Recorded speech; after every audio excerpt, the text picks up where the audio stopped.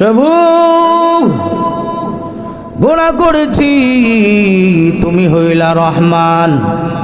আল্লাহ তোমার নাম হইল রহমান, আমি হইলাম গুনাহগার।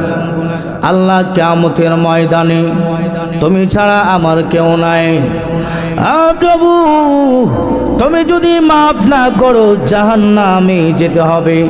জাহান্নামের আগুন বড় কঠিন। আল্লাহ এই জাহান্নামে তুমি তোমার বান্দারে কেমনে দিবা?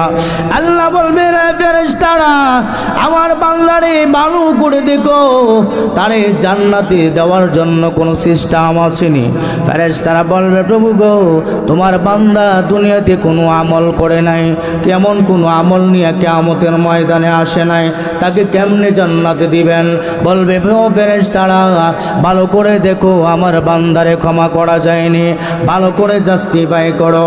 আল্লাহ বলবেন ফেরেশতারা রে, ভালো করে দেখো, জাস্টিফাই করো, আমার বান্দার কোনো এমন আমল আসেনি যে আমলের মাধ্যমে সে জান্নাতে যাবে।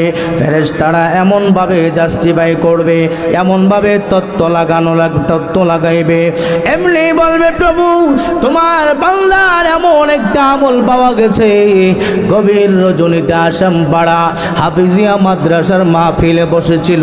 আল্লাহ বলবে ফেরেশতারা রে, আমার বান্দা আমারে দেখছিনি বলে না, জান্নাত দেখেছে বলে না, জাহান্নাম দেখেছে বলে না, জাহান্নাম দেখে নাই। আল্লাহ বলবে ও ফেরেশতারা তোমরা কি বলো?